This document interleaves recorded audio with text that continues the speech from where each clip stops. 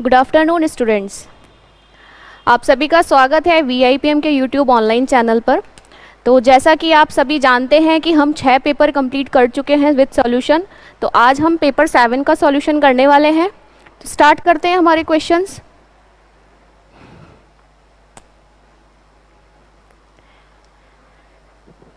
The first question is about prefix, right. हमें क्या चुनना है? प्रीफिक्स चुनना है। अब देखो दिया किसके लिए है? प्रीजनमेंट। प्रीजनमेंट के लिए मेरा परफेक्ट प्रीफिक्स कौन सा होगा? इम होगा, प्री होगा, अन होगा या इन होगा? देखो प्रीजन का मीन्स क्या होता है? जेल। प्रीजन का मीन्स होता है जेल। फिर उसका वर्ब होता है इम्प्रीजन, है ना, यानी किसी को जेल में डालना या कैद करने का भाव, राइट। अब जो ये मेंशन है, अब देखो वर्ब के बेसिस पर आपको पता तो चले गया होगा कि मुझे कौन सा प्रीफिक्स ऐड करना है, राइट। तो कौन सा होने वाला है? इम्प्रीजनमेंट। अब इम्प्रीजनमेंट कहलाता क्या है? वो पीरियड जिस पीरियड में कोई भी व्यक्ति कैद में हो यानी कि जेल में हो, तो इम्प्रीजनमेंट कहलाता है, राइट। नेक्स्ट क्वेश्चन की तरफ बढ़ते हैं। Again it's for prefix. Prefix के लिए ही है। सोशल के लिए इन सोशल कहते हैं, डिस सोशल कहते हैं, प्री सोशल कहते हैं या एंटी सोशल कहते हैं। देखो आपने सुना होगा ना एंटी। एंटी का मतलब क्या होता है? अगेंस्ट का भाव, राइट। तो देखो anti social, anti is the correct prefix for this. अब इसका मतलब क्या है? सोशल है यानी कि कोई व्यक्ति सामाजिक है ना। तो जो व्यक्ति एंटी सोशल है वो सामाजिक सिद्धांतों के विरुद्ध,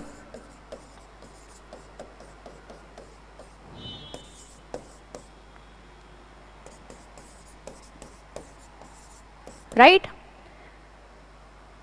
चलिए नेक्स्ट क्वेश्चन की तरफ बढ़ते हैं। Select the suitable prefix for the given word. देखो प्रीफिक्स चुनना है, फिर से चुनना किसके लिए है? जॉयएबल के लिए। अब देखो जॉयएबल है किसके योग्य है? जो जॉय के योग्य है। अब देखो आपने जॉय तो देखा होगा नाउन के रूप में जॉय, पर जैसे ही बोलते कि भाई जॉय को वर्ब बनाओ, जॉय तो सिर्फ नाउन है ना, आनंद है, राइट। अब मैं कह रही हूं आनंद लेना, वर्ब के लिए तो क्या करते हैं हम? ई एंड प्रीफिक्स को यूज कर लेते हैं। क्या कहलाता है? इंजॉय, यानी आनंद लेना, इंजॉय करना, मजे करने का भाव आ जाता है। अब कोई एक्टिविटी है, अब मैं कह रही हूँ ये एक्टिविटी तो ऐसी कि बड़ा मजा आएगा, मजे करने लायक, तो क्या बोलोगे? इंजॉयएबल, जिसमें आप इंजॉय कर सको, ठीक है। Which suffix could be added to the word child and fiend? देखो दो वर्ड दिए हैं, इन दोनों में एक ही सफिक्स है जो कि यूज होगा। अब चलो मान लो ये फील्ड वर्ड तो थोड़ा सा हमारे लिए अननोन हो गया, we are not familiar with it, हम इसके साथ फैमिलियर नहीं है।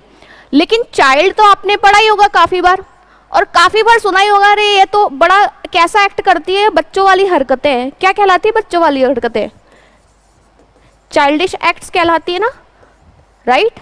तो ISH, और उसी प्रकार से अब देखो फील्ड का मतलब मैं बता देती हूँ, विच इज क्वाइट क्रूल, जो बहुत क्रूल हो, तो इसको फील्ड राक्षस के संबंध में बोल सकते हो, ठीक है। नेक्स्ट क्वेश्चन की तरफ बढ़ते हैं। Which suffix could be added to the word electric or intense? अब देखो इलेक्ट्रिक और इंटेंस। इंटेंस का मतलब क्या होता है? इंटेंस जो कोई चीज बहुत ही ज्यादा तीव्र हो, राइट। अब ये कह रहा है कि इंटेंसेबल करूं, इंटेंसशिप करूं, इंटेंस एन करूं, इंटेंसीफाई करूं। जब कंफ्यूज हो जाओ ना तो खुद पे भी बिलीव रखो कि आपने कितने शब्दों को कभी सुना है। इंटेंसेबल तो नहीं बोलते, इंटेंसशिप भी नहीं बोलते, इंटेंसन भी नहीं बोलते। ई एन देखो कभी कभी प्रीफिक्स के रूप में भी वर्ब बना देता है, सफिक्स के रूप में भी उसको वर्ब बना देता है ना। ई एन सफिक्स बन के भी वर्ब बनाता है, जैसे SOFT है, ईएन लगा दिया, सॉफ्ट जब तक था तो एडजेक्टिव था, ईएन लगाते उसको सॉफ्ट करने का भाव देने लग जाता है ना। अब लेकिन इंटेंशन नहीं, लेकिन आपने इंटेंसीफाई जरूर सुना होगा, यानी किसी चीज को और ज्यादा तीव्र करना, राइट। तो इलेक्ट्रिक है तो उसको इलेक्ट्रीफाई करना, और इंटेंसीफाई करना, तीव्र बनाना। IFY वर्ब का सफिक्स है। Select the suitable synonym of the given word. अब देखो सफिक्स सिनोनिम मांग रहा है मुझसे, किसका? अम्यूजमेंट का। अब हम चाहे इस वर्ड को वैसे यूज करते हो या नहीं हो, लेकिन अभी कैसा सीजन चल रहा है? समर सीजन चल रहा है ना। और समर सीजन में आपने देखा होगा कि लोग ना बड़े अम्यूजमेंट पार्क जाते हैं, है ना, जाते हैं। इसका कॉम्बिनेशन किससे बता रही हूँ मैं? अम्यूजमेंट पार्क से। अब अम्यूजमेंट पार्क में आप जाके क्या करते हो? बहुत चिल करते हो, है ना, इंजॉय करते हो, राइट। तो ये तो मुझे समझ में आ गया कि भाई अम्यूजमेंट कैसा शब्द है? कोई पॉजिटिव वर्ड है। जैसे कई बार कैसे कनेक्ट करते हो? पॉजिटिव और नेगेटिव से कनेक्ट कर लेते हैं। अब देखो ग्लूम का आपने ग्लूमी सुना होगा। ग्लूमी यानी उदासी भरा, ग्लूम का मीन्स होता है उदास। बोर्डम किससे बना है? बोर से, बोरियत से, ठीक है। डिस्पेयर, डिस्पैरिटी भी क्या होती है? जब कोई निराशा आ जाए, डिस्पेयर यानी निराश। अब देखो तीनों वर्ड कैसे हैं? नेगेटिव भाव वाले हैं। अम्यूजमेंट किससे निकला? इंजॉय से निकला, मजे से निकला, आनंद, मनोरंजन इन हिंदी अगर मैं बोलूं तो राइट सिनो कौन बनेगा उसका? प्लेजर, जिसमें आपको खुशी मिल रही है, आपको आनंद मिल रहा है, आपको मनोरंजन मिल रहा है, यू आर एंजॉइंग इट। अब नेक्स्ट है कॉम्यूट। अब देखो कॉम्यूट का सिनो मुझे फाइंड करना है। एक वर्ड कहता है कंज्यूम। कंज्यूम आपने बहुत बेसिस पर, गवर्नमेंट भी बड़े अच्छे अच्छे एडवर्टीजमेंट चलाती है आपको अवेयर करने के लिए, है ना। तो एक शब्द उसमें सुना होगा कंज्यूमर, क्या कहलाता है? उपभोक्ता, यानी किसी को, किसी भी प्रोडक्ट को, किसी भी सर्विस को यूज करने वाला। और कंज्यूम ER लगती तो वो तो व्यक्ति के लिए बन गया उसका सफिक्स। मैं यहाँ पे थोड़ा सा सफिक्स के और प्रीफिक्स के बेसिस पर भी समझा दूंगी, जहाँ पे थोड़ा सा लगेगा कि हाँ भाई समझा देते हैं, है ना। तो लेकिन ये तो क्या है? किसी व्यक्ति का है तो ये तो नाउन है। अब ये कंज्यूम क्या है? यहाँ पे वर्ब है। कंज्यूम करना यानी कि किसी चीज का उपभोग करना,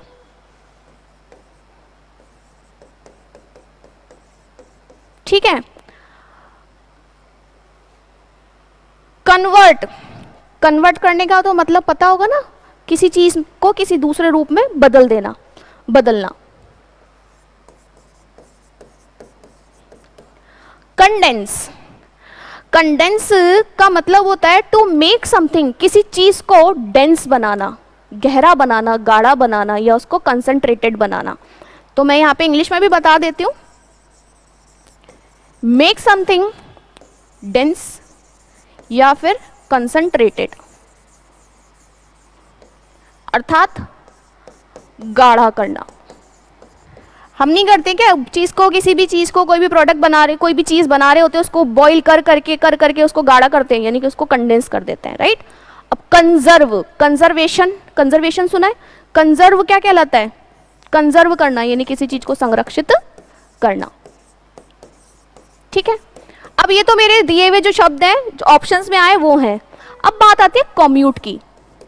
कॉम्यूट एक तो होता है एक स्थान से दूसरे स्थान पे जाना, कम्यूट करना यानी एक स्थान से दूसरे स्थान पर जाना, और दूसरा भाव रखता है किसी एक चीज से दूसरी चीज में बदलना। जैसे मैं एक वाक्य आपको बता देती हूं, द जज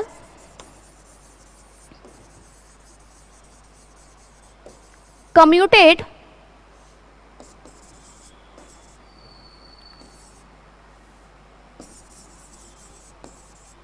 डेथ सेंटेंस टू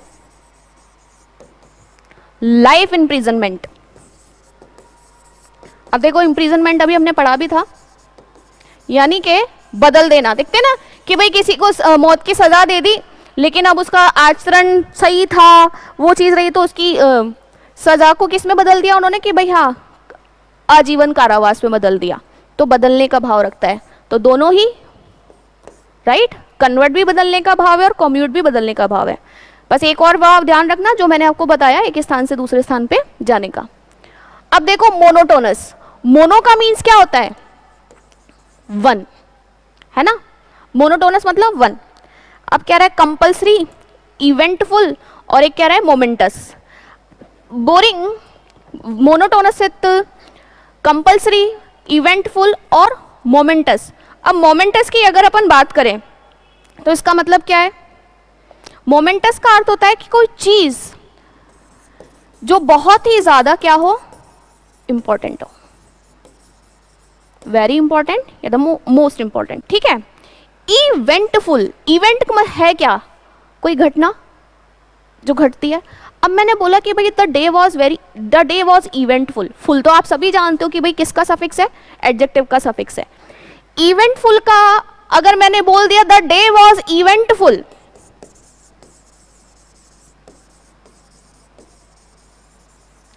अर्थात भाई कुछ ना कुछ पूरा दिन होता रहा, पूरा दिन कुछ ना कुछ घटता रहा।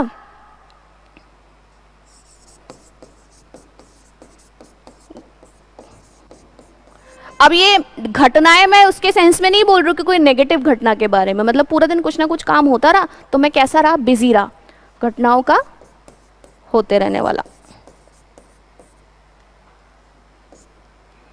ठीक है। तो मैं यहां पर ये भी बोल सकती हूं कि द डे वॉज बिजी। आप बिजी कब होते हो? जब कोई ना कोई काम आपके पास कंटिन्यूसली है और आप कभी कुछ कर रहे हो, कभी कुछ हो रहा है तो आप कभी कुछ कर रहे हो, राइट। तो इवेंटफुल वन से तो कहीं कनेक्ट नहीं होगा। कंपल्सरी, कोई चीज जो क्या है? मैंडेटरी है ना, करना क्या है उसको, जरूरी है।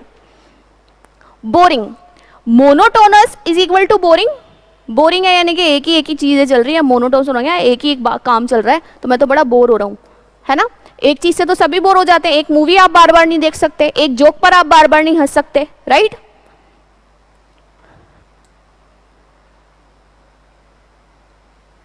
नेक्स्ट है पैरानॉइड। पैरानॉइड का सिनोनिम, एक कह रहा है कन्विंस्ड, एक कह रहा है ट्रस्टफुल, एक कह रहा है कमिटेड, और एक कह रहा है डिस्ट्रस्टफुल। कन्विंस्ड है यानी कोई चीज से आप बिल्कुल क्या हो गए हो? मान गए हो, है ना, कन्विंस्ड हो गए, संतुष्ट हो गए हो किसी की बात से, ठीक है। ट्रस्टफुल, जिसमें आपको विश्वास है।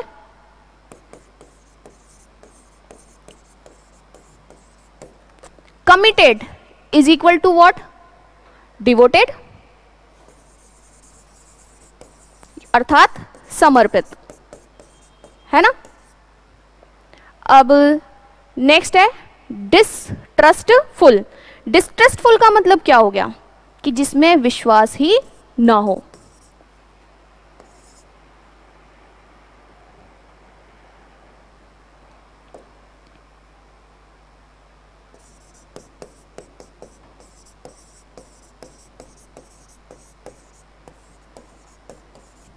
राइट अब आ जाते हैं हम किस पर? पैरानॉइड पे।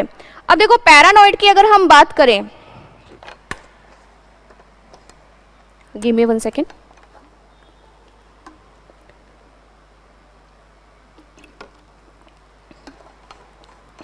देखो पैरानॉइड का अर्थ जैसे कि कोई चीज या कोई भी व्यक्ति के लिए अपन बोले जो अनरीजनेबली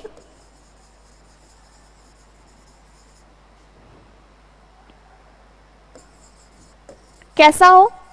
सस्पिशियस हो, यानी कि क्या करे? हर बात पे शक करे, शंका जताए, तो कैसा होगा? डिस्ट्रस्टफुल होगा, जिसके ऊपर विश्वास नहीं होगा, ठीक है। सोलम, देखो सोलम का मीन्स क्या होता है? किससे बनता है? एक तरीके से सिंसियरिटी से, निष्ठा से, सत्यनिष्ठ से, है ना। कोई व्यक्ति अगर सिंसियर है तो अब किसी भी काम को क्या करेगा? अपनी निष्ठा से करेगा, राइट। अब एक है डिग्निफाइड, एक है ट्रिवियल, एक कहता है एक्साइटेड और एक कहता है फ्रिवलस। सोलम और एक्साइटेड दोनों शब्द थोड़े डिफरेंट है हालांकि पॉजिटिव, पर डिफरेंट तो है। एक्साइटेड उत्साहित, है ना। मैं इसको बोल दूं गंभीर, सत्यनिष्ठ या निष्ठावान भी बोल सकते हैं अपन, ठीक है। ट्रिवियल मैटर सुना होगा। ट्रिवियल मैटर, ट्रिवियल का मतलब होता है तुच्छ, कॉम्बिनेशन से बताया है। और फ्रिवलस का मीन्स भी क्या होता है? तुच्छ, जैसे कुछ छोटा काम नहीं होता उसके बेसिस पर। अब देखो बी और सी तो सेम सा भाव रखने वाले आ गए, तो ये दोनों तो क्या हो गए, एलिमिनेट हो गए। एक्साइटेड कहीं कनेक्ट ही नहीं कर रहा। फिर आता है डिग्निटी से मिला हुआ।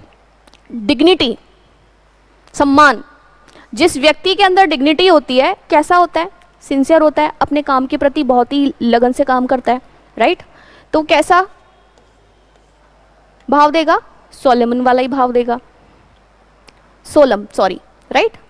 अब देखो नेक्स्ट कहता है फिक्शन। फिक्शन स्टोरी, एक होती है रियल स्टोरीज और एक होती है फिक्शन स्टोरीज। फिक्शन स्टोरीज में क्या होता है, परियों की कहानी है जो रियलिटी में एग्जिस्ट नहीं करती, राइट। क्या बोलते हैं उसको, काल्पनिक।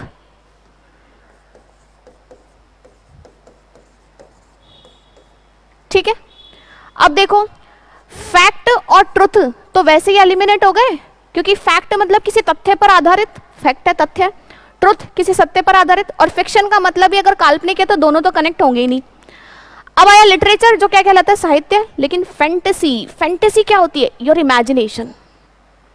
फैंटेसी है क्या, इमेजिनेशन आपकी, the thing you want to do or you imagine to do that, और आप अपने अंदर कल्पना करते हो उसको करने की, राइट। तो ये भी क्या हो गया, फिक्शन के जैसा भाव देने वाला शब्द हो गया।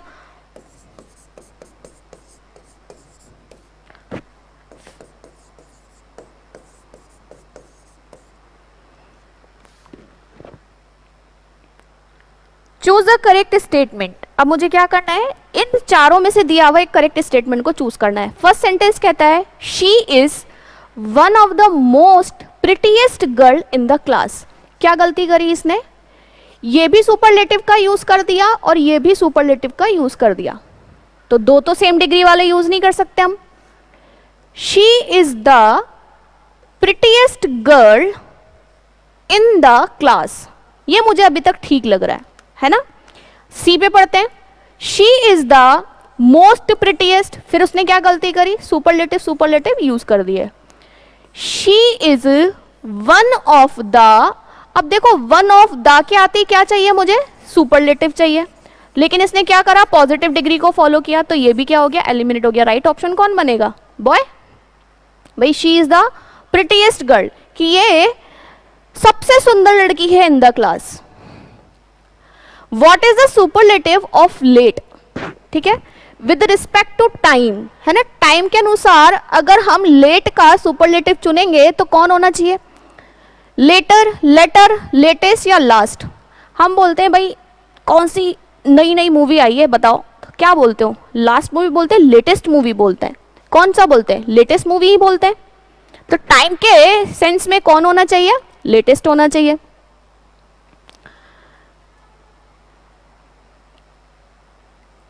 लास्ट जो सुपरलेटिव के रूप में यदि आप यूज करते हो तो वो पोजीशन के लिए यूज होता है, ये भी ध्यान रख लेना, ठीक है। Choose the correct statement. क्या कहता है, Kalidas is the greatest of all other poets, मतलब कालिदास जी जो हैं वो ग्रेटेस्ट पोइट हैं, किन में से, बाकी सभी दूसरे पोइट्स से, right. Kalidas is the greatest of all poets, Kalidas is the greater, the or greater of all other poets. ये तो कब करते हैं, जब एक से दो के कंपैरिजन में जब ये वाला सेंस यूज करते हैं। जैसे मैं बोलूं she is the better of the two, यानी कोई दो में से कोई एक से कंपेयर करवाओ तब, राइट। तो ये तो चलेगा नहीं, है तो सबसे क्या बात कर रहा है वो। Kalidas is the greater of all, फिर वापस से ऑल की, तो ये तो दोनों वैसे ही एलिमिनेट हो गए। अब देखो इसको समझने की बात क्या है, Kalidas is the greatest of all other poets, कि जितने भी बाकी के जो पोइट्स हैं, ऑल अदर जो दूसरे पोइट्स हैं, उनमें सबसे ज्यादा वही महान है। Choose the correct one word substitution. अब देखो क्या कहता है, the study of earthquake,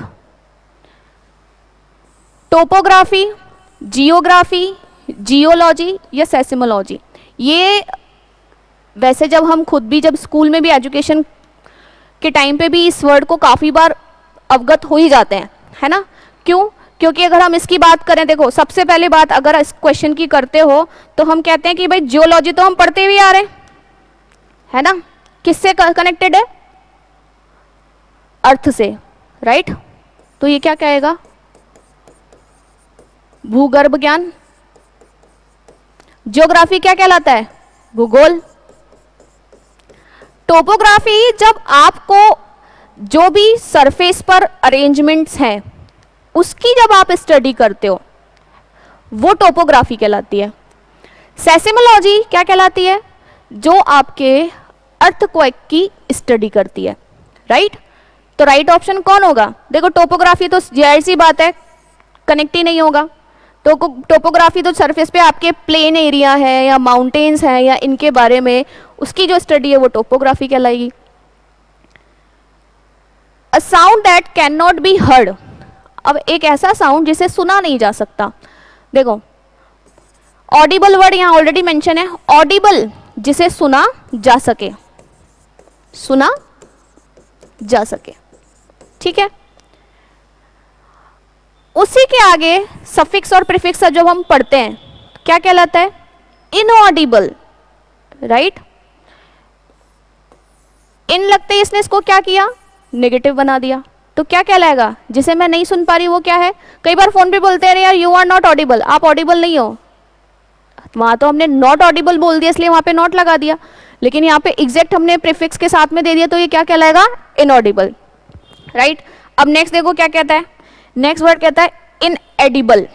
edit word सुना होगा आपने, एडिबल खाने वाला, जिसको हम बोलते हैं ईटेबल वाला भाव, है ना, तो उसे हम क्या बोलते हैं, एडिबल, खाने योग्य।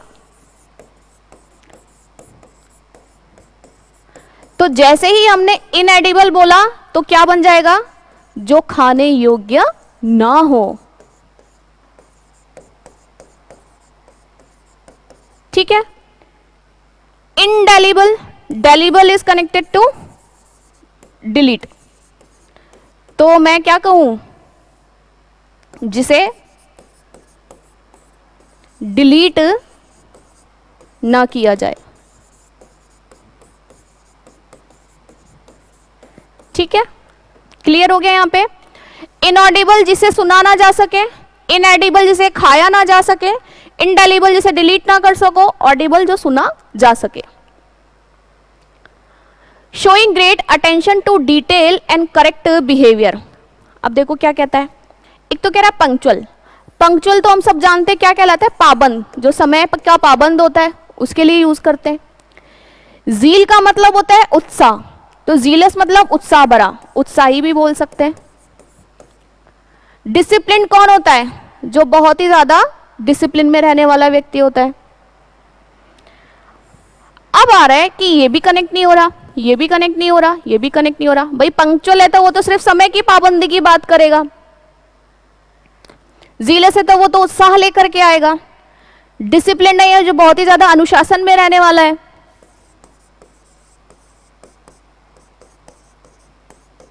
ना।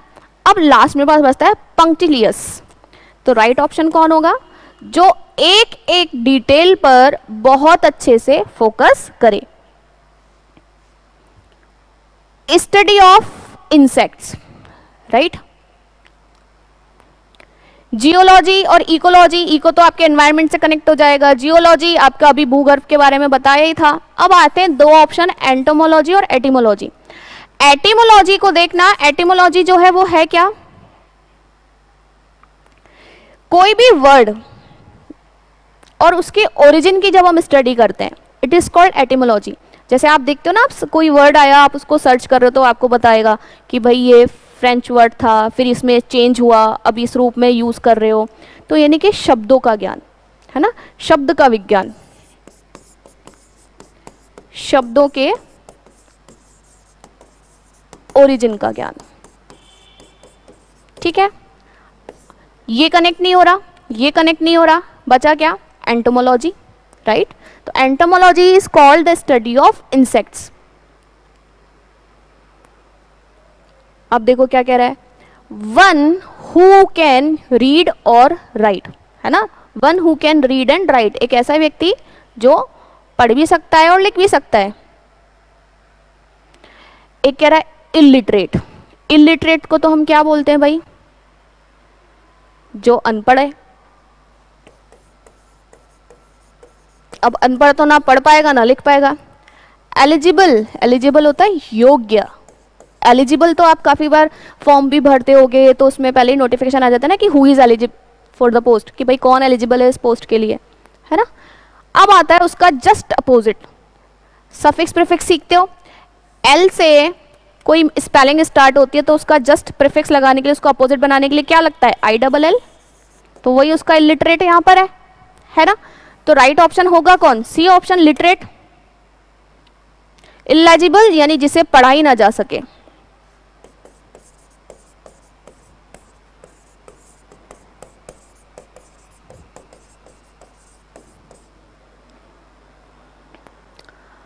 असेंट, पेटेंट, प्रेजेंट और रिजेंट। रिजेंट का तो मतलब रिजेंटमेंट वर्ड आपने सुना होगा। रिजेंटमेंट होता है गुस्सा, क्रोध, आक्रोश। ये है नाउन और ये है वर्ब। इसका मतलब होता है क्रोध करना, ठीक है। प्रेजेंट वर्ब के भाव में बोलूं तो प्रस्तुत करने का भाव रखता है, ठीक है। नाउन के रूप में बोलूं तो उपहार बन जाएगा। एडजेक्टिव के रूप में बोलूं तो उपस्थित बन जाएगा, ठीक है।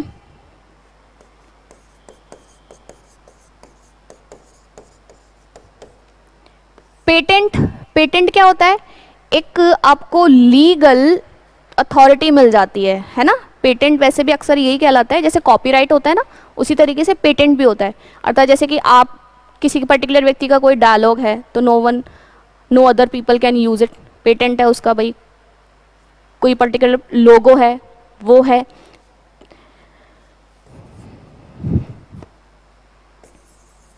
लीगल अथॉरिटी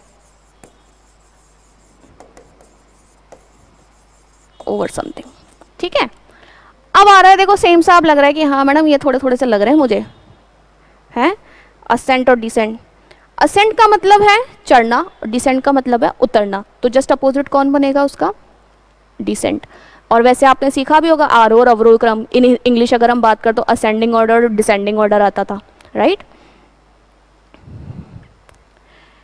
एस्टाउंड, जिसका मुझे क्या ढूंढना है, एंटोनिम ढूंढना है। अब देखो एस्टाउंड का मीन्स होता क्या है, कोई जैसा व्यक्ति नहीं हो गया हक्का बक्का रह जाना। तो जो व्यक्ति हक्का बक्का रह गया कैसा है, चौंका हुआ है, शॉक में है, स्टन है, राइट। अब देखो किसी को कोई हक्का बक्का रह जाएगा जब उसको शॉक लगेगा। आई वॉज स्टन मतलब मैं तो बस हक्का बक्का रह गया, ये भी सेम भाव देने वाला है, राइट। कंफ्यूज हो गए, जब कोई ऐसी स्थिति पैदा हो जाती है तो आप क्या हो जाते हो, उसी स्थिति में रह जाते हो। You are not able to do anything, आप कुछ कर नहीं पाते, है ना, क्योंकि आप कुछ सोच ही नहीं पाते, भ्रमित हो गए, आपको समझ में नहीं आ रहा मैं क्या करूं। तो कहीं ना कहीं ये भी कनेक्टेड है, ये भी कनेक्टेड है और ये भी कनेक्टेड है। कौन सा वर्ड है जो कनेक्टेड नहीं है, एस्टाउंड। अगर आप किसी को अक्का बक्का कर दे रहे हो, किसी को चौंका दे रहे हो, किसी को कंफ्यूज कर दे रहे हो, तो दूसरे में क्या करोगे, अपोजिट में उसको क्लैरिफाई करोगे। यानी हक्का बक्का की जगह क्या हो जाएगा, स्पष्ट, स्पष्ट करना, क्लियर करने वाला भाव, राइट। क्रिटिसाइज, क्रिटिसाइज क्या है भाई, बहुत कॉमनली यूज वर्ड है। आप क्या कर रहे हो, आलोचना कर रहे हो, है ना, आलोचना करना कहलाएगा। डिसअपॉइंट, ये भी नेगेटिव है, ये भी नेगेटिव है वर्ड। तो डिसअपॉइंट हो यानी कि क्या हो, किसी से निराश हो। फॉरगिव का मीन्स क्या होता है, माफ करना, है ना। प्रिवेंट पहले भी आया है, इनफैक्ट ऑनलाइन क्लास में काफी बार बच्चे ने पूछा भी, then what is the meaning of prevent. Prevent का मतलब होता है रोकना, किसी चीज के होने से या किसी को कोई काम करने से रोकना, ठीक है। अब ये तो मुझे कहीं नहीं लग रहा है कि मैं इसको इसका एंटो बना सकूं। लास्ट मुझे कह रहा है क्या, प्रेज। और प्रेज का मतलब क्या होता है, प्रशंसा करना। जहां किसी की आलोचना करूंगी तो जस्ट अपोजिट में क्या करूंगी, उसकी तारीफ करूंगी, उसकी प्रशंसा करूंगी। इंडस्ट्रियस, अब देखो इंडस्ट्रियस OUS लग के ही उसने उसको क्या बना दिया, एडजेक्टिव बना दिया। इंडस्ट्री आपने सुना होगा, है ना। क्या होता है इंडस्ट्री में, काम करते हैं लोग। कैसे काम करते हैं, बहुत लगन से काम करते हैं तभी इंडस्ट्रीज आगे बढ़ती हैं, है ना। तो उसी से देखो समझो, इंडस्ट्रियस यानी कि कोई कैसा है, मेहनती है। परसिस्टेंट कैसा होता है, दृढ़ होता है। डिलीजेंट भी दृढ़ ही होता है। जीलस अभी आपने हमने पढ़ी लिया। अब आया इंडोलेंट, डोल ही नहीं रहा भाई, उसको कोई काम ही नहीं कर रहा, यानी कि मैं क्या बोल रही हूँ भाई, इनएक्टिव है, नॉट एक्टिव, है ना। और इंग्लिश में तो इंडोलेंट है ही, कैसा है, ऑलसी है, अर्थात लेजी है। लेजी बोल दो, नॉट एक्टिव बोल दो, ठीक है। तो राइट एंटो कौन बनेगा इंडस्ट्रियस का, इंडोलेंट। रेक्टिफाई करना यानी किसी चीज को सही करना, करेक्ट करना। अब देखो सही करूंगी तो जाहिर सी बात है, अब क्या करना है, मुझे किसी चीज को गलत करना है। अब गलत करने का भाव है, असिस्ट तो कह रहा है क्या, सहायता करने का भाव। करेक्ट तो क्या हो गया, सही करने का भाव, सिनो का काम कर गया ये तो। सेलेक्ट का मतलब क्या हो गया, चुनना, चलो ये भी मैच नहीं हुआ। कौन मैच होगा, करप्ट, यानी किसी चीज को भ्रष्ट करना, है ना। क्या कहलाएगा, भ्रष्ट करना। अब कह रहा है इनकरेक्टली स्पेल्ड वर्ड फाइंड करो भाई। देखो एक है डिटेक्टिव, कौन होता है, जासूस, DEDTEC, टैक, TIVE, डिटेक्टिव, सही है ये तो। प्रायोरिटी, PRIO, प्रायो, RITY, प्रायोरिटी, ये भी सही है। EVI, एवी, DNC, एविडेंस, नाउन है ना, सी लेगा। लास्ट कह रहा है वैक्सीन, वैक्सीन की करेक्ट स्पेलिंग क्या होती है, CCINE, तो कौन है मेरा आंसर, वैक्सीन, ठीक है। अगेन ओके, एक ही स्पेलिंग है जिसको उसने पूछा है कि अब बताओ इनमें से करेक्टली कौन सी वाली है। कोमोशन, कोमोशन का मतलब जो बहुत ज्यादा असमंजस वाली स्थिति पैदा हो जाती है, कोमोशन वो कहलाता है। लेकिन जब मैम प्रोनाउंस ही उसको कोमोशन कर रही हैं तो ये ए वाले तो अपन रिमूव कर देते हैं, ठीक है। और ये क्या है, कोमोजियन, ये तो जाएगा ही नहीं। क्या होता है स्पेलिंग, राइट स्पेलिंग कोमोशन की क्या होती है, COMMO, कोमो, TION, शन, कोमोशन। याद कर लेना स्पेलिंग्स तो, क्योंकि ये तो करेक्टली और इनकरेक्टली के बेसिस पर तो लर्न करना ही पड़ेगा, है ना। नेक्स्ट देखो क्या कहता है, ये भी करेक्टली स्पेल्ड वर्ड का ही है। एनकरेजमेंट, एम्बैरेसमेंट, कंसेंटियस और कोमोशन। पूछ क्या रहा है, करेक्टली पूछ रहा है। कोमोशन तो अभी अपन ने देखा, है ना, इसमें कंसेंटियस में ये नहीं आता। एम्बैरेसमेंट में EMBARRASEMENT होता है, ये भी गया, ये भी गया। मुझे कौन सा चाहिए, करेक्टली चाहिए। एनकरेज की स्पेलिंग आती है आपको, ENCOURAGE, मैच कर रहा है, NCOURAGE, करेज, और MENT, मेंट। तो राइट कौन है, ए ऑप्शन।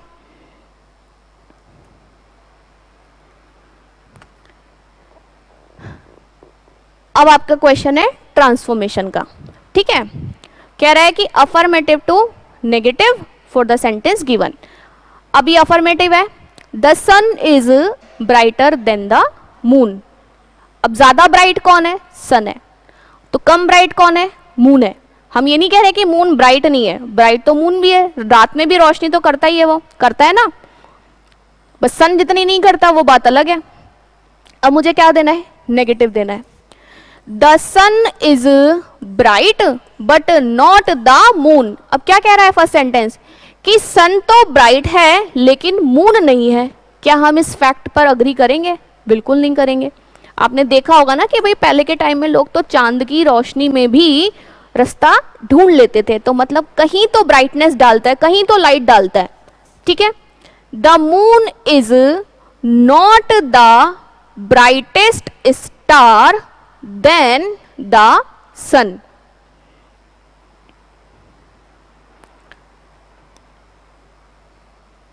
अब यहां क्या किया, द ब्राइटेस्ट लगा के, सुपरलेटिव लगा करके देन यूज कर दिया, हो गया गलत। कंपैरेटिव के साथ लगता है देन तो। The moon is not as bright as the sun. अब क्या कह रहा है, ये कहना चाह रहा है कि मून ब्राइट तो है लेकिन उतना ब्राइट नहीं है जितना सन है। बन गया नेगेटिव। वैसे तो राइट ऑप्शन यही है। The moon did not shine. अब डिड नॉट शाइन तो क्या कह रहा है कि भाई मून ने शाइन नहीं किया था। अब ये तो उसने एक्शन के रूप में बना दिया। हम तो बेचारे को बार बार एडजेक्टिव के रूप में बात कर रहे थे कि वो ब्राइट है कि ब्राइट नहीं है, तो इसको यहीं एलिमिनेट कर दो। ठीक है, नेक्स्ट है assertive to interrogative, right. Assertive to interrogative बनाना है। अब असर्टिव क्या कह रहा है, everybody has got a chance. Everybody has got a chance अर्थात हर व्यक्ति को मौका मिला है। किस चीज का, to grab the prize, prize को ग्रैब करने का, फ्रॉम द शॉप, शॉप से। ठीक है, अब मुझे क्या करना है, इसको इंट्रोगेटिव बनाना है। हर किसी को मौका मिला है, तो मैं इसको इंट्रोगेटिव क्या बोलूंगी, हिंदी में बात कर रहे हैं भाई, मैं हिंदी में समझा रही हूं आपको, हिंदी आपको समझ में आ गई। कभी कभी कभी डिफिकल्ट हो गया कि भाई सबको मौका मिल गया, तो क्वेश्चन क्या करोगे, क्या सबको मौका मिल गया। तो कह रहा है has the prize from the shop been grabbed by all. ये कह रहा है कि क्या प्राइज ग्रैब किया जा चुका है सबके द्वारा। तो अगर मैं इसका असर्टिव देखूं तो क्या बोलोगे कि सभी ने प्राइज ग्रैब कर लिया। तो यहां पर तो क्या कह रहा था कि भाई सबको मौका मिला है, सबको प्राइज नहीं मिला है, सबने ग्रैब नहीं किया है ना, सिर्फ मौका मिला है। तो ये क्या हो गया, एलिमिनेट हो गया।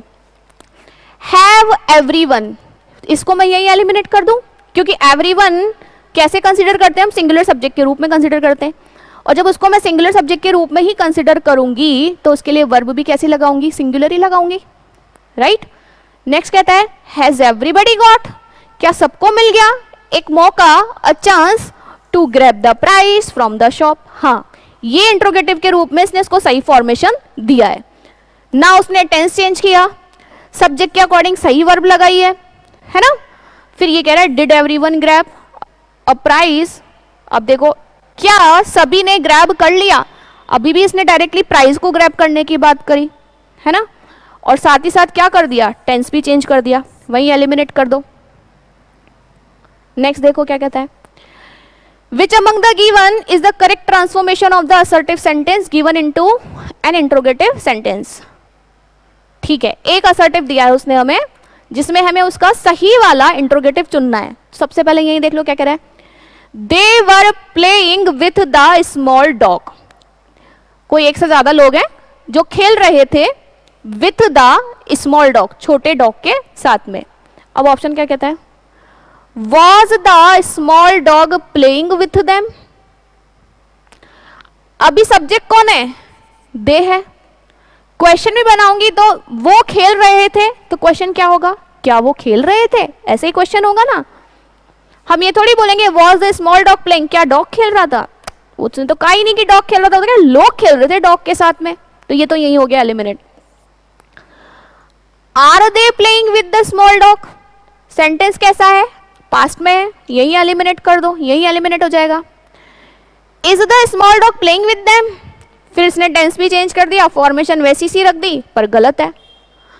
दे कैसा सब्जेक्ट है, प्लूरल सब्जेक्ट है, इंट्रोगेटिव बना, कितना आसान है कि भाई जब आपके पास आप एक तो स्टेट बनाने वाले सेंटेंस जब यूज करते हो इज एम आर वाले, तो इज एम आर को बिगिनिंग में ला करके इंट्रोगेटिव कर देते हो। कंटिन्यूअस में सेंटेंस बना रहे हो तो वही उसकी बी वर्ब जो है बिगिनिंग में आकर सेंटेंस को इंट्रोगेटिव बना देती है ना। तो were they playing with the small dog, तो राइट इंट्रोगेटिव कौन होगा, were they playing with the small dog.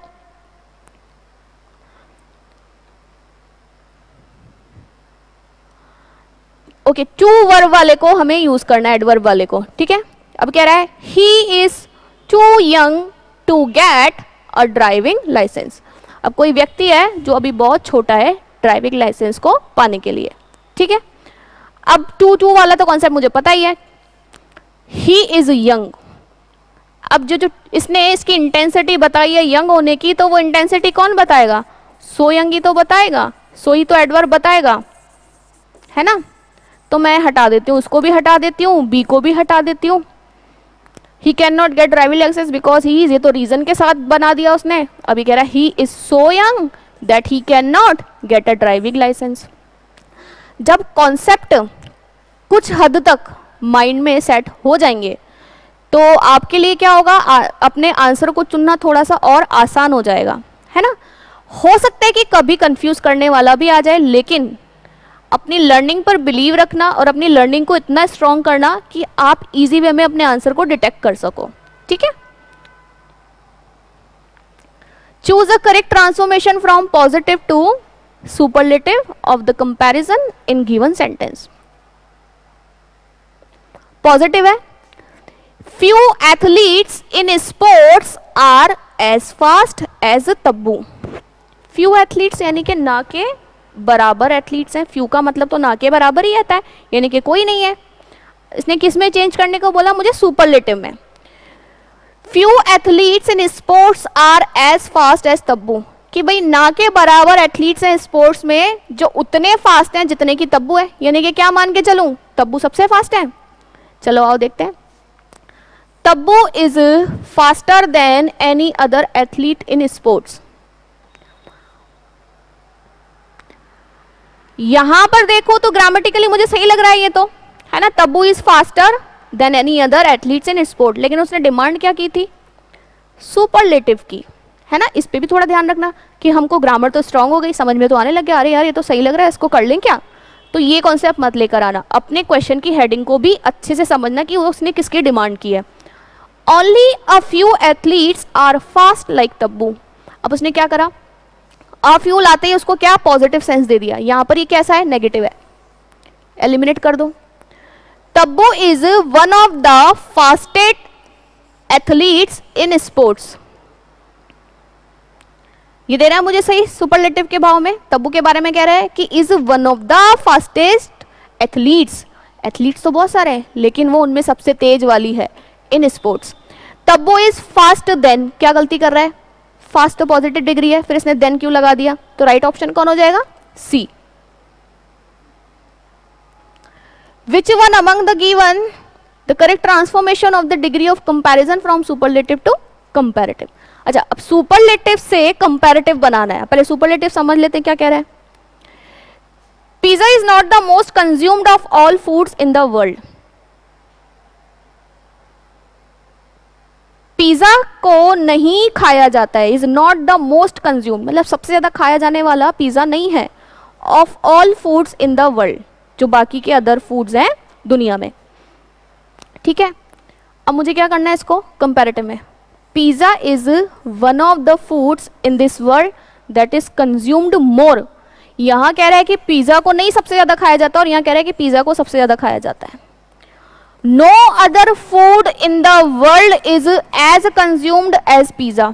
अब ये यहां कह रहा है कि कोई दूसरा फूड जो है कंज्यूम नहीं किया जाता एज पिज्जा, जितना पिज्जा को किया जाता है। अब यहां भी इसने क्या भाव बता दिया कि भाई पिज्जा को ज्यादा खाया जा रहा है। Pizza is not more consumed, यहां कह रहा है कि पिज्जा को ज्यादा नहीं खाया जाता than the other foods are in this world. Right option है, कंपैरेटिव का भाव दे रहा है। Pizza is consumed than any other food in this world, फिर वापस से इसने बोल दिया कि पिज्जा को ज्यादा खाया जा रहा है, हो गया एलिमिनेट अपने आप। This sari is the most wonderful one that I have ever scene. कोई साड़ी है जिसके लिए स्पीकर कह रहा है कि भाई this sari is the most wonderful, सबसे सुंदर है ना, one that I have ever scene, जो मैंने आज तक देखी मैंने बहुत सारी है, लेकिन ये साड़ी ऐसी है कि जो सबसे ज्यादा वंडरफुल है, ठीक है। अब आ जाओ, कहना क्या चाह रहा है, कह रहा है कि degree of comparison from superlative to comparative. Most wonderful को क्या करना है, हमको कंपैरेटिव में चुनना है, तो मेरा ऑप्शन कैसा वाला होना चाहिए, कंपैरेटिव वाला। दिस साड़ी इज वंडरफुल, अब देखो दिस साड़ी इज वंडरफुल तो कर दिया, पर इस एडजेक्टिव के लिए उसने कंपैरेटिव वाला तो लगाया ही नहीं, एडवर्ब जो होना चाहिए, क्या कर दोगे, एलिमिनेट कर दो।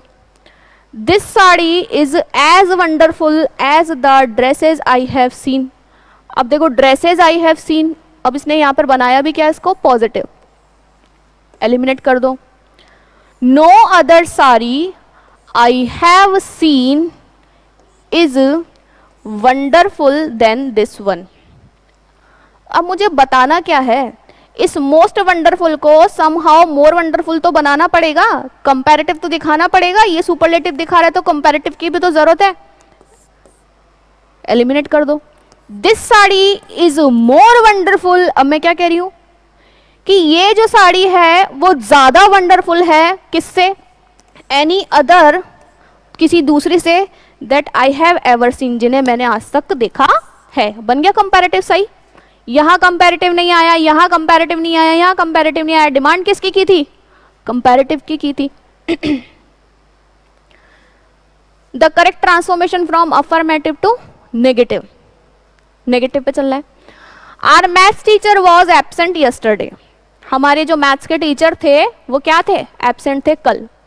अब मुझे वही भाव रखना है लेकिन बनाना क्या है, नेगेटिव।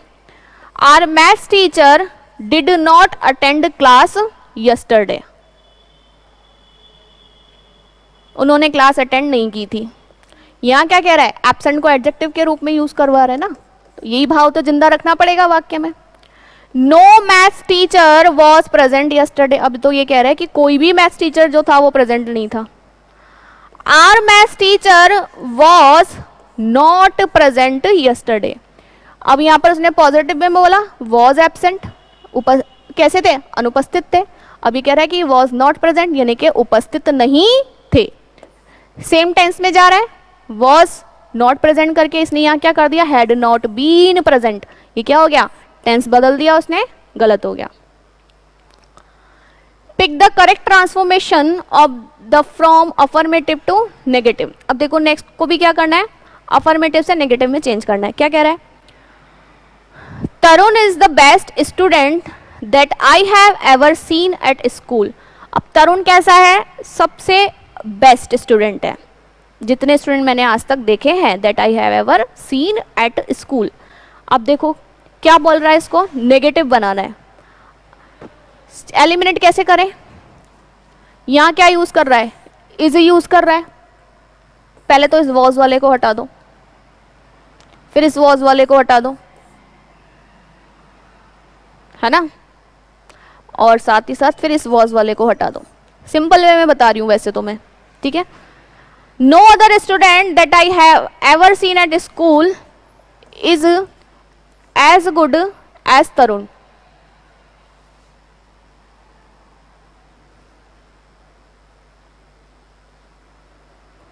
अफर्मेटिव टू नेगेटिव करना है, ठीक है।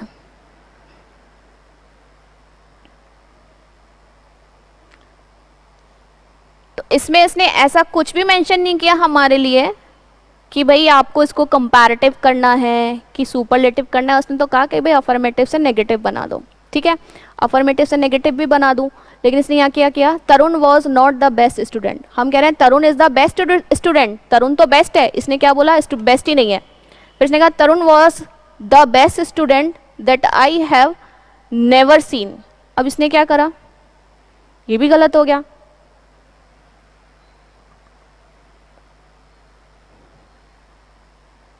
नेक्स्ट कहता है no other student that I have seen was best. अब यहां पे क्या कर रहा है, बेस्ट देन, ठीक है।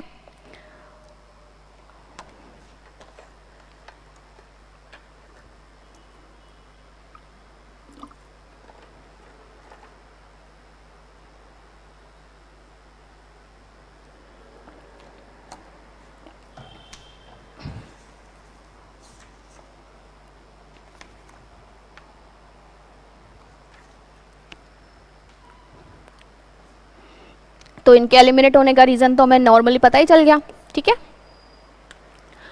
फरा स्पीक्स लाउडर देन तारा। अब कह रहा है कि भाई अफर्मेटिव टू नेगेटिव, ठीक है। अब क्या करना है, अफर्मेटिव से नेगेटिव, वापस से डिग्री की बात नहीं कर रहा, अफर्मेटिव से नेगेटिव की बात कर रहा है। कहना क्या चाह रहा है यहाँ पे कि फरा जो है स्पीक्स लाउडर देन तारा, यानी कि फरा तो ज्यादा तेज बोलती है और तारा जो है वो कम बोलती है। अब करना क्या है, नेगेटिव बनाना है। Farah does not speak softer than Tara. क्या इसने यहां पर मेंशन किया कि तारा सॉफ्ट बोलती है, नहीं। Tara does not speak as loud as Farah, ठीक है। सही लग रहा है कि भाई ऐसा नहीं कि तारा बोलती नहीं है, बोलती तो है, लेकिन फरा थोड़ा लाउड बोलती है। तो Tara does not speak as loud as Farah. Tara is not loud than, देखो ये गया लाउड देन की वजह से लाउडर देन आना चाहिए था। फरा स्पीक्स नॉट। अब देखो ये सेंटेंस कैसा है, यहाँ तो ठीक है, ये तो क्लिक हो गया कि हाँ भाई ये आंसर बनेगा। अब ये आंसर क्यों नहीं बनेगा, उसका रीजन क्या है? Farah speaks not very loud than Tala. पहला पॉइंट सेंटेंस कैसा है, प्रेजेंट सिंपल का है। यदि मुझे नॉट लगाना ही होगा तो क्या करूंगी, डू और डज की हेल्प से ही तो बनाऊंगी इसको नेगेटिव। या तो बोलती Farah does not speak louder than Tara, तो बात बनती। तो ये भी एलिमिनेट हो गया, ये भी एलिमिनेट हो गया। राइट ऑप्शन कौन बना? Tara does not speak as loud as Farah. Does not आ गया।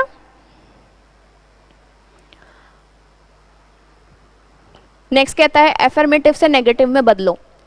ये एफर्मेटिव है, I will always respect my father. मैं हमेशा अपने पिता का सम्मान करूंगा। क्या कहना चाह रहा है? सम्मान करेगा, ठीक है। अब एक कहता है I will not be failing. क्या कर रहा है? टेंस चेंज कर रहा है, एलिमिनेट कर दो। I will fail not to, पहले ही बताया था कि भाई विल नॉट फेल होना चाहिए, मेन वर्ब और हेल्पिंग वर्ब के बीच में नॉट की पोजीशन आनी चाहिए। I will never fail to respect. अभी कह रहे हैं कि मैं कभी भी फेल नहीं होऊंगा, किस में? अपने पिता का सम्मान करने में। मैं हमेशा इस क्या रहूंगा, सफल रहूंगा, किस चीज में? अपने पिता का सम्मान करने में। तो राइट ऑप्शन कौन जाएगा? सी ऑप्शन जाएगा। कह रहा है आई वॉन्ट बी डिनाइंग, फिर देखो इसने टेंस ही चेंज कर दिया कि मैं डिनाई नहीं करूंगा, मना नहीं करूंगा अपने पिता का रिस्पेक्ट करने में। मना करने की बात है क्या? कोई बच्चा बोलेगा क्या मैं मना करता हूँ अपने फादर का रिस्पेक्ट नहीं करूंगा? No sooner did Raj come than he hugged his mother. अब देखो क्या कह रहा है, नो सूनर डिड राज, कि भाई जैसे ही राज आया then he hugged his mother, उसने अपनी मदर को हग किया, अर्थात गले से लगाया, ठीक है। अब कह रहा है राज केम सो सून। सो सून, सून की इंटेंसिटी क्यों बता रहा है भाई? That he hugged his mother. So और दैट वाला तो कॉम्बिनेशन ही अलग है। राज केम सून, राज जो है वो जल्दी आया, एंड हग्ड हिज मदर, जल्दी आया। जल्दी आया का भाव है क्या? कह रहा है नो सूनर डिड राज, कि भाई जैसे ही वो आया, मतलब बस वो आया और उसने गले लगाया। तो जस्ट आया वाले का भाव तो ये भी नहीं दे रहा। Raj came and hugged his mother soon, अब ये सिंपली बोल दिया वो आया और उसने अपनी मदर को जल्दी ही गले लगाया। तो भाई उसके बेचारे के आने की जो हम इंटेंसिटी नो सूनर डिड से दिखा रहे हैं, एम्फेसाइज करते हुए दिखा रहे हैं, वो तो एम्फेसाइज तो मुझे तीनों ही ऑप्शन कोई भी नहीं बता रहा। लेकिन एक कह रहा है कि भाई एज सून एज राज केम, ये भी वही भाव रखता है कि जैसे ही राज आया ही हग्ड हिज मदर। तो राइट ऑप्शन कौन जाने वाला है? D option. अभी कह रहा है इंट्रोगेटिव से असर्टिव में चेंज कर दो। Does he write his homework at 6 PM every day. Interrogative है, डज ही राइट, क्या वह लिखता है, हिज होमवर्क, अपना homework, at 6 PM every day. अब मुझे इसको क्या करना है? असर्टिव देना है। The boy writes the homework at 6 PM, इसने क्या कर दिया? एवरी डे हटा दिया, बॉय तो हमने यूज ही नहीं किया था। The homework is done by him at 6 PM every day, passive करा है। He writes his homework at 6 PM every day. At 6 PM every day he does his homework. देखो 6 PM बेसिकली है क्या? टाइम। तो sentence की जब formation करते हैं तो बेसिकली टाइम की पोजीशन जो होती है वो एंड में जाती है, इसलिए ये एलिमिनेट हो जाएगा। चेंज तो किया इसने, लेकिन पैसिव का क्या उसने पैसिव करने के लिए कहा था? नहीं। राइट ऑप्शन कौन है? C option. He writes his homework at 6 PM every day. Anil said to Riya, okay direct and indirect है, I know where everything is kept in the kitchen. मैं जानता हूं कि कहाँ हर चीज रखी हुई है किचन में। अब मैं अनिल सेड टू रिया, कहा किसने? अनिल ने कहा, तो अब ये क्या हो जाएगा? ही। नो किस में चेंज हो जाएगा? न्यू में, ठीक है। वेयर एवरीथिंग इज किस में चेंज हो जाएगा? वॉज में, है ना। अब देखो मुझे कहाँ देखना है? ही न्यू, ही न्यू, ही न्यू। ही न्यू यहाँ तो मेंशन है, लेकिन यहाँ पर इसने इज यूज कर दिया।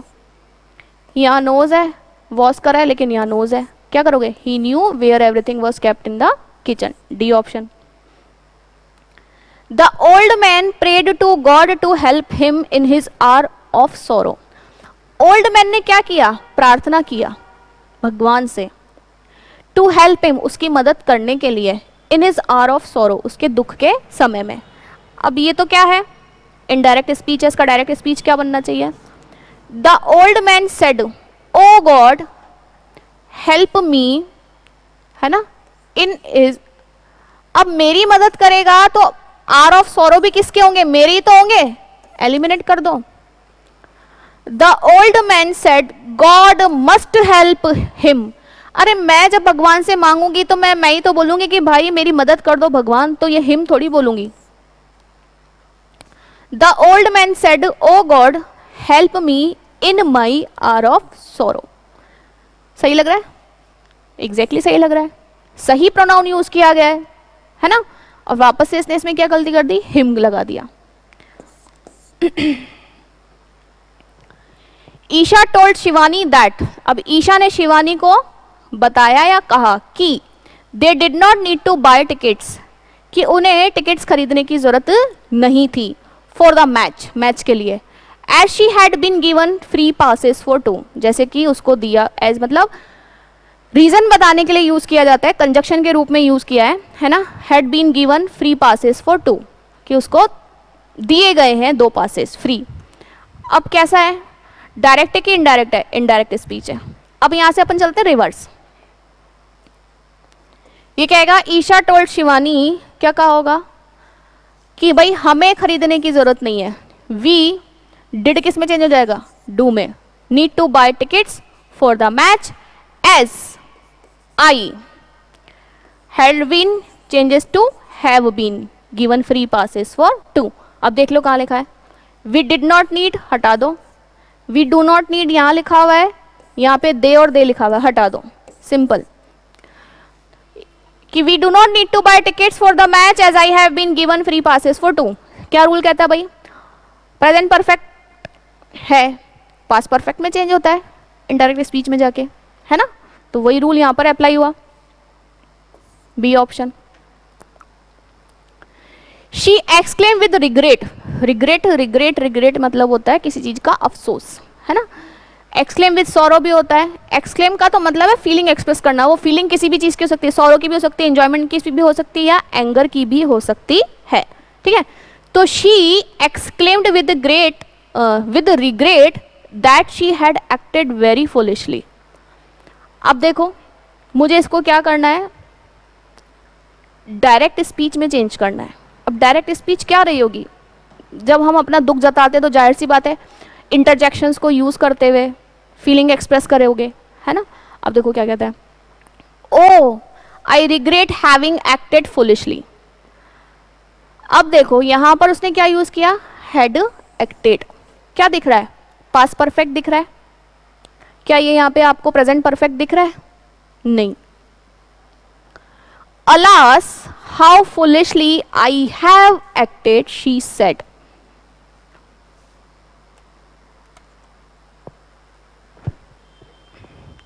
I have acted foolishly, she said. अब देखो इसने यहाँ पे जो एक्सक्लेम वर्ड यूज किया, उस एक्सक्लेम की एक्सक्लेमेटरी यानी कि सडन फीलिंग दिखाने के लिए मुझे इंटरजेक्शन भी तो चाहिए, इसलिए इसे मैं कर दूंगी eliminate. Oh have I acted foolishly, oh क्या मैंने फुलिशली एक्ट किया? इसने इसको क्या कर दिया? इंट्रोगेटिव बना दिया।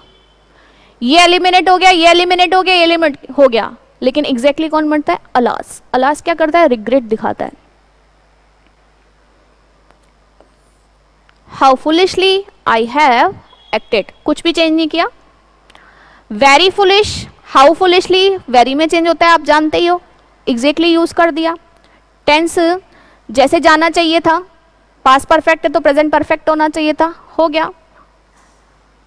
और एक्सक्लेम के सेंस में इसने इंटरजेक्शन यूज कर दिया, राइट। तो right option will be B. Next question देखो क्या कहता है? She the teacher said she had started the fight. तो देखो the teacher said she had started the fight, तो पहला बात तो ये कि मुझे ये समझ में आ रहा है कि पास्ट परफेक्ट है ना, और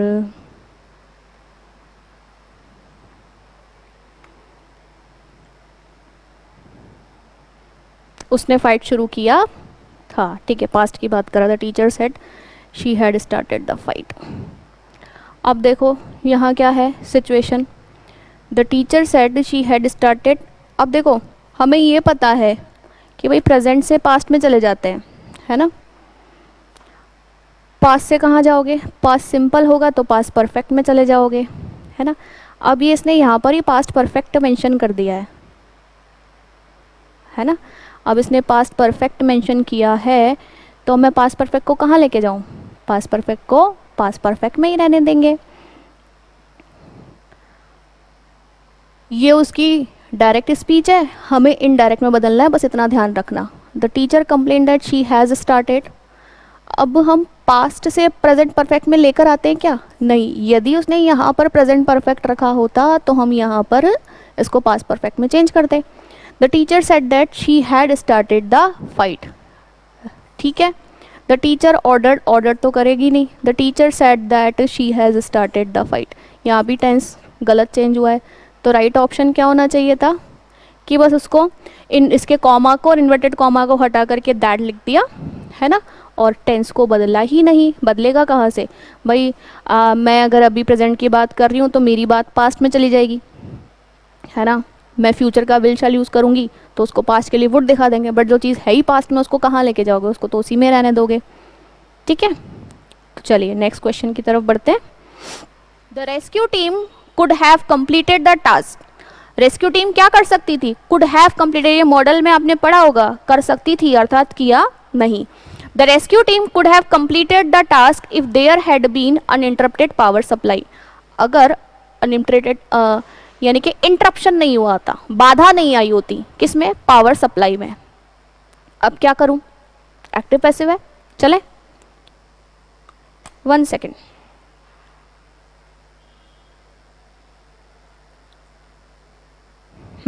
एक्टिव पैसिव है। अब the rescue team could have completed the task. अब किस सब्जेक्ट कौन है, रेस्क्यू टीम, ऑब्जेक्ट कौन है, ये टास्क। अब इस टास्क को मुझे क्या लेना है, सब्जेक्ट की जगह पे लेकर आना है।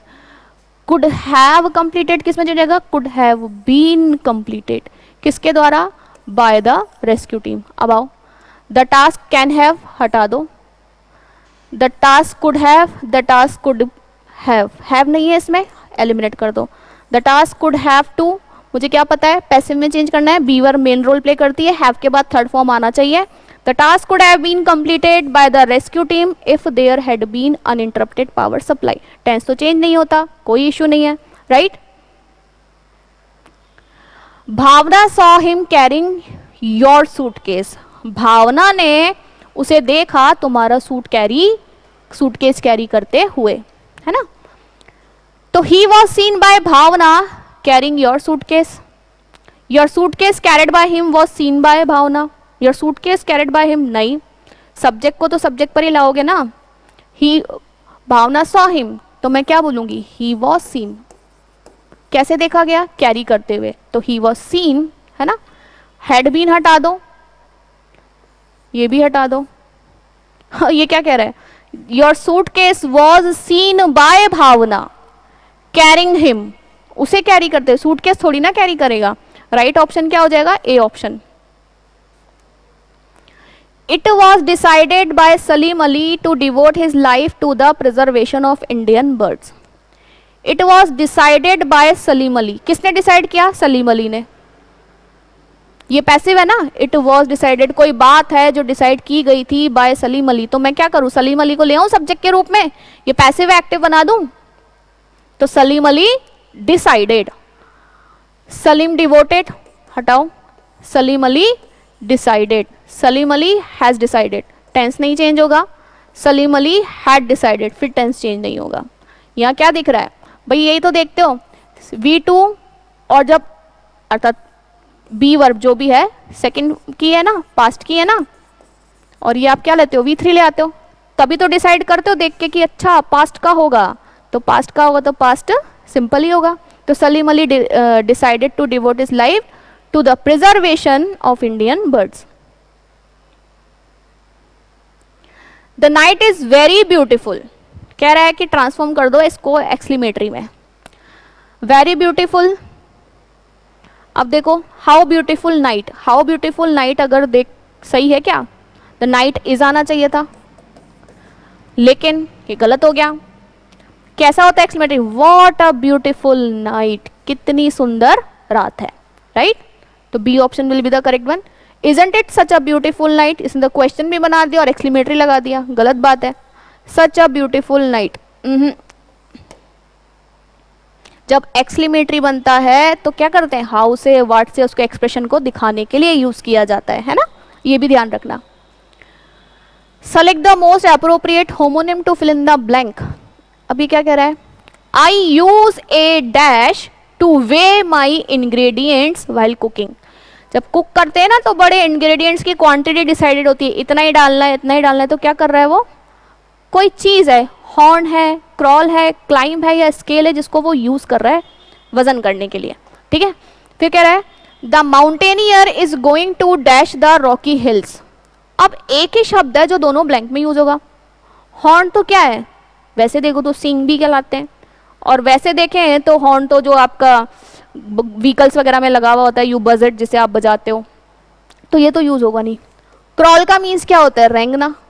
तो कोई भी अगर माउंटेन पे चढ़ेगा तो रेंगेगा तो नहीं, है ना? ठीक है.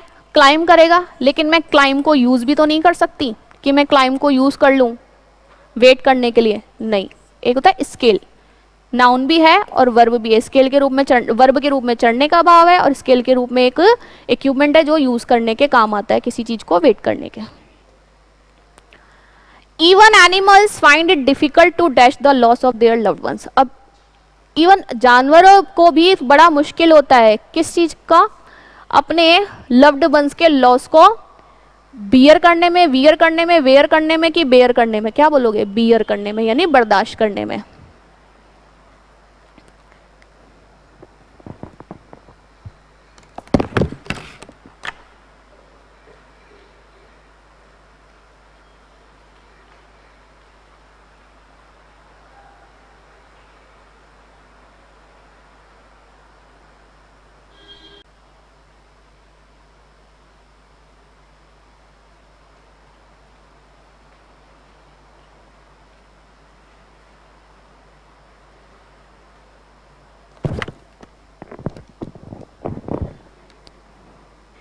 नेक्स्ट कहता है kindly accept my dash on your new hair cut.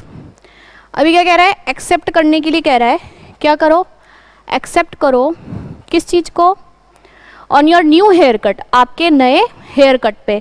अब जैसे मान लो आपने कोई हेयर कट कराया है, तो आपको सामने वाले का जब हेयर कट पसंद आएगा क्या करोगे? कॉम्प्लीमेंट करोगे, है ना?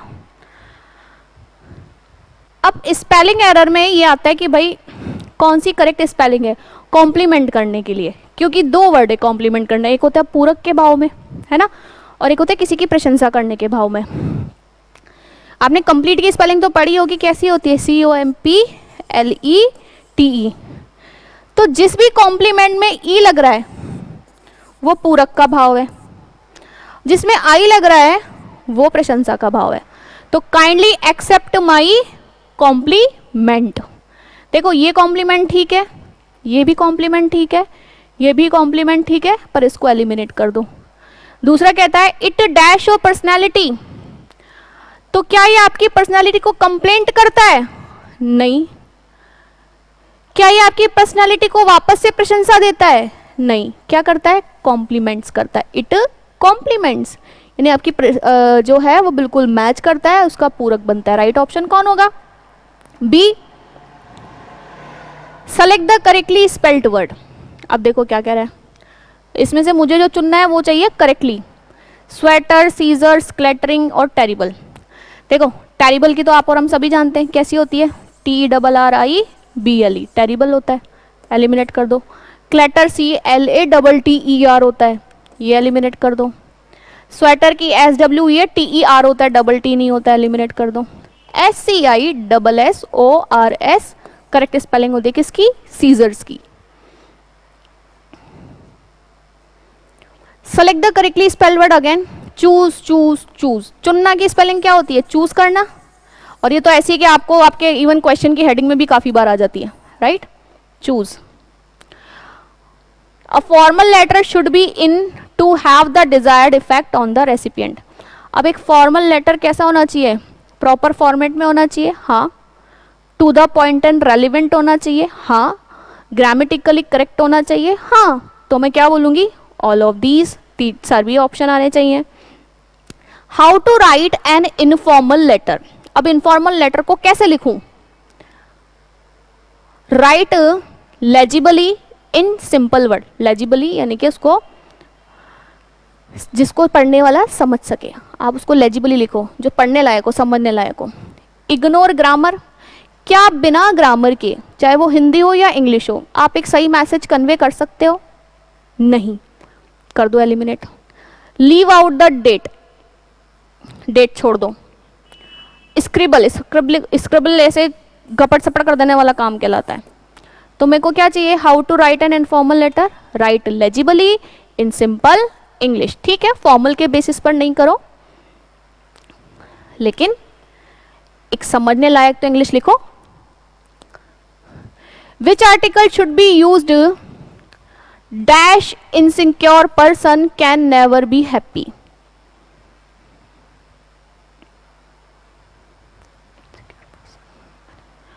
ए इनसिक्योर, आई से शुरू हो रहा है। द इनसिक्योर, द इनसिक्योर की बात करें तो फिर तो कोई देखा सुना व्यक्ति होना चाहिए, है ना? तो किसी देखे सुने व्यक्ति की तो बात नहीं कर रहे हम, किसी भी एक व्यक्ति की बात कर रहे थे। कोई भी एक जो इनसिक्योर पर्सन है can never be happy, right? ये कहता है कोई भी, कोई एक या जो, तो हम क्या बोलेंगे? कोई एक, जनरल वे में बात कर रहे हो। Which article should be used? There is dash pen, ठीक है। Dash same pen I saw in the market. Pen, pen ये वो वाला है जैसे तवा या फ्राइंग पेन होता है ना, उसके रूप में। PEN पेन तो ऐसा हो, PEN होता है वो, ध्यान रखना। तो अब मैं क्या कह रही हूँ? अभी तो सिर्फ इंट्रोड्यूस ही कर रही हूँ। जब इंट्रोड्यूस करोगे तब तो ए और एन का ही यूज करोगे, पर जब वापस से उसी के बारे में बात करोगे तब वो क्या हो जाएगा? स्पेसिफिक हो जाएगा। फिर क्या आ जाएगा? The same pen I saw in the market. तो राइट ऑप्शन कौन है? A option. I have 3 sisters, मेरी 3 बहनें हैं, ठीक है। मेरी 3 बहनें, उसने एक का नाम तो बता दिया मीरा और एक का नाम बता दिया चारू, है ना? मतलब मैं भी हूं, 3 है, 3, ठीक है। Meera is dash and the Charu is the youngest. Charu तो सबसे छोटी है और Meera is the elder. The elder लगा सकते हैं? नहीं। द एल्डर ऑफ द 2 होता तो हम शायद लगाते। द एल्डेस्ट लगा सकते हैं, सबसे बड़ी है, हाँ। उम्र की बात नहीं, जब खुद की बहन के रूप में बात करोगे तो ओल्डेस्ट नहीं एल्डेस्ट यूज करना। उम्र में जब कंपैरिजन आता है तब ओल्ड, ओल्डर और ओल्डेस्ट करते हैं, ठीक है। It's a well known fact, ये बहुत ही जो सबको पता है, ये वैसा तथ्य है, that monarchy is not the best form of governance. अब ये क्या है? मोनार्की क्या है? मोनार्की इज अ सिस्टम, है ना? तो जब किसी प्रकार का रूल या किसी प्रकार का सिस्टम होता है तो उसके आगे आर्टिकल का प्रयोग नहीं किया जाता। जैसे हम बोलते हैं ना, गवर्नमेंट के आगे भी नहीं यूज करते, उसी तरीके से no article. The higher you climb a Himalaya peak, कोई एक हिमालय पीक, जितना ज्यादा आप किसी हिमालय पीक पर जाते हो, द डैश यू फील, तो इसका तो कॉम्बिनेशन है, ध्यान ही रखना। The higher you go the colder you feel, तो जितना ज्यादा जाओगे उतना ज्यादा कोल्ड फील करोगे। The teacher asked him where did he leave, where has he been living, he lives or he lived. The teacher asked, ये देख के मुझे क्या प्रतीत हो रहा है? भाई पास्ट का है तो पास्ट में पूछा होगा टीचर ने। जब, और एक और पॉइंट है, ये इनडायरेक्ट स्पीच के रूप में, और इनडायरेक्ट स्पीच के रूप में आज तो बताते हैं कि सेंटेंस इंट्रोगेटिव है, और वेयर अपने बाद इंट्रोगेटिव रूल को फॉलो नहीं करता है ना? तो डिड ही लीव तो हटा दो, इंट्रोगेटिव बना रहा है। हैज ही बीन लिविंग को भी हटा दो, ठीक है। लिव्स भी हटा दो क्योंकि ये प्रेजेंट आ गया, तो क्या बोलोगे, where he lived. You are the man who have spoiled it. You are the man, आप वो व्यक्ति हो, आप ही वो व्यक्ति हो, तो ये मैन के लिए आना चाहिए, who has spoiled it. I am looking forward to, किस चीज के लिए, फॉरवर्ड, लुक फॉरवर्ड टू क्या होता है, फ्रेज होता है, जो टू के बाद क्या यूज करता है, जिरंड यूज करता है, टू ज्वाइनिंग योर ऑर्गेनाइजेशन।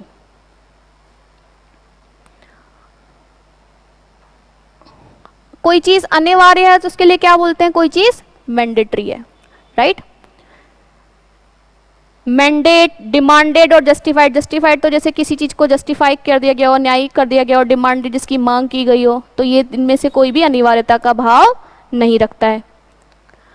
अभिनंदन, पैट्रॉन सहायक, प्रोटेक्टर संरक्षक, रेक्टिफिकेशन करेक्शन, और ओवेशन क्या कहलाता है, स्टैंडिंग ओवेशन मिलता है तो लोगों को, ओवेशन इज कॉल्ड अभिनंदन।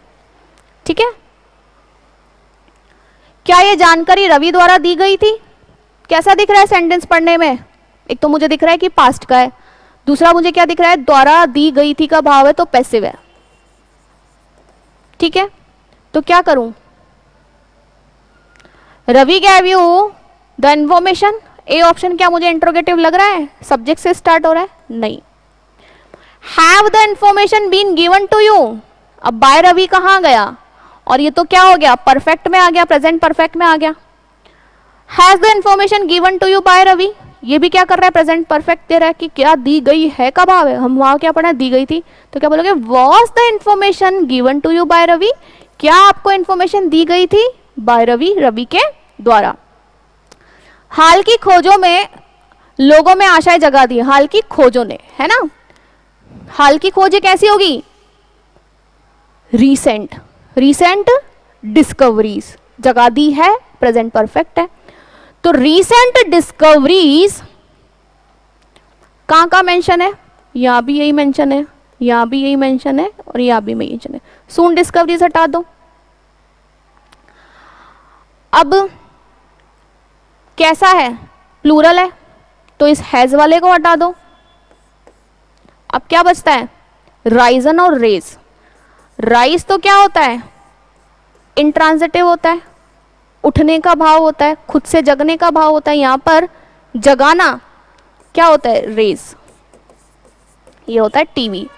तो अब देखो, क्या स्वयं से जगी है, नहीं, किसने जगाई, इन डिस्कवरीज ने, इन खोजों ने, इन्होंने एक्शन किया, खोजों ने किया, क्या चाहिए, ट्रांजिटिव चाहिए, तो कौन होगा, डी ऑप्शन। ये भी ध्यान रखना है वर्ब का, कंफ्यूजेबल वर्ड में भी आप इसको यूज कर सकते हो, देने वाला भी पूछ सकता है ना। द सेज सेड, सेज होता है ऋषि, ऋषि मुनि नहीं होते वो, man proposes and God disposes,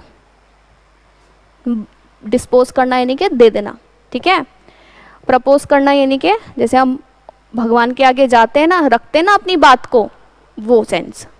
अब देखो, मैन प्रपोजेस कैसा टेंस है, प्रेजेंट सिंपल का है, मैन प्रपोजेस यानी ताहे तीहे वाला भाव आने वाला है ना। तो देखो क्या किया, ऋषि ने कहा कि मनुष्य ने प्रस्ताव रखा और भगवान ने दिया, क्या पास्ट था कहीं भी, ये भी V1 का ही है सिंगुलर प्रोसेस, और ये भी सिंगुलर ही है, ये हटा दो।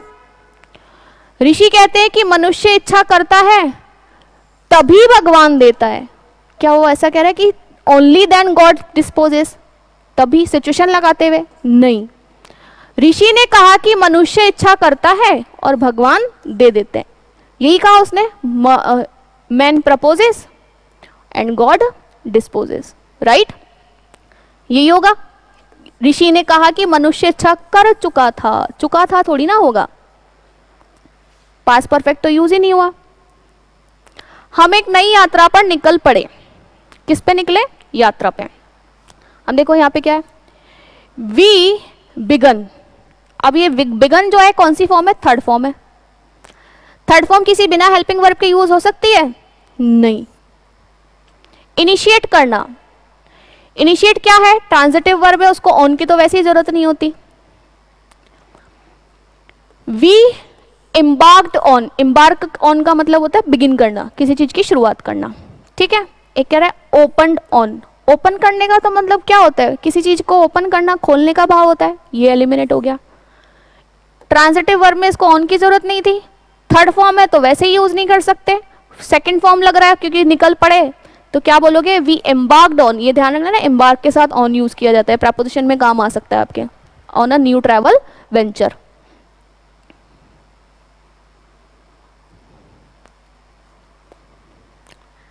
पैसेज है, पढ़ लेते हैं एक बार। कह रहा है what causes the monsoon, monsoon किस वजह से मानसून आता है, ये क्या कारण है मानसून का। The monsoon which is essentially the seasonal reversal in wind direction, क्या है, सीजनल रिवर्सल है, जो विंड की डायरेक्शन में जो रिवर्स आता है। Causes most of the rainfall, जो कारण बनता है ज्यादातर बारिश का, रिसीव्ड इन इंडिया, भारत में, and some other parts of the world, और साथ ही दुनिया के दूसरे हिस्सों में भी। The primary cause of monsoon, अब जो मॉनसून का प्राइमरी यानी कि जो मुख्य रीजन है, is the difference between annual temperature trends, जो एनुअल, जो टेम्परेचर में जो बदलाव आता है उसके लिए trends, over land and sea, land और सी के, समुद्र के और धरती के। द एपरेंट पोजिशन, जो क्लियर पोजिशन है, जो दिखती है, of the sun with reference to the earth, जो अर्थ के साथ जो उसकी पोजिशन है ना, oscillates from the tropic of cancer to the tropic of Capricorn, यहां से यहां तक की, है ना। Thus the low pressure region created by solar heating also changes, और क्या होता है, the low pressure region created by solar heating, solar heating की वजह से जो लो प्रेशर वाले क्षेत्र हैं, ऑल्सो चेंजेस लैटिट्यूड, तो लैटिट्यूड भी चेंज होता है। The north east and south east trade wind, अब जो नॉर्थ ईस्ट के और साउथ ईस्ट के जो ट्रेंड विंड्स है, converge in this low pressure zone, converge हो जाती हैं इस प्रेशर जोन में जहां पे प्रेशर क्या है, बहुत लो है, which is also known as the intertropical convergence zone, जो क्या कहलाती है, इंट्रोटॉपिकल कन्वर्जेंस जोन कहलाती है, जैसे ITCZ से भी नेम किया जाता है।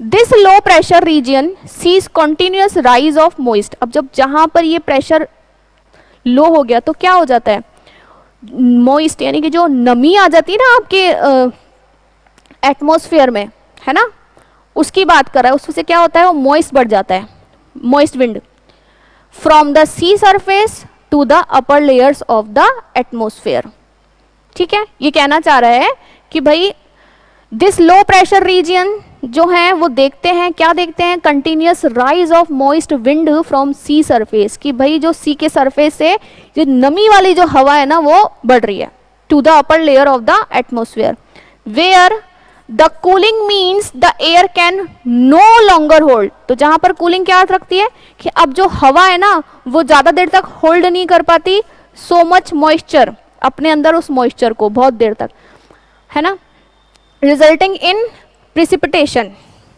यानी कि उसके बारिश के रूप में बनने का कारण बन जाता है। The rainy season of east Asia, sub Saharan Africa, Australia and the southern part of northern America coincide with the shift of, ये जो इस इंटरटॉपिकल कन्वर्जेंस जोन है, टूवर्ड दिस रीजन।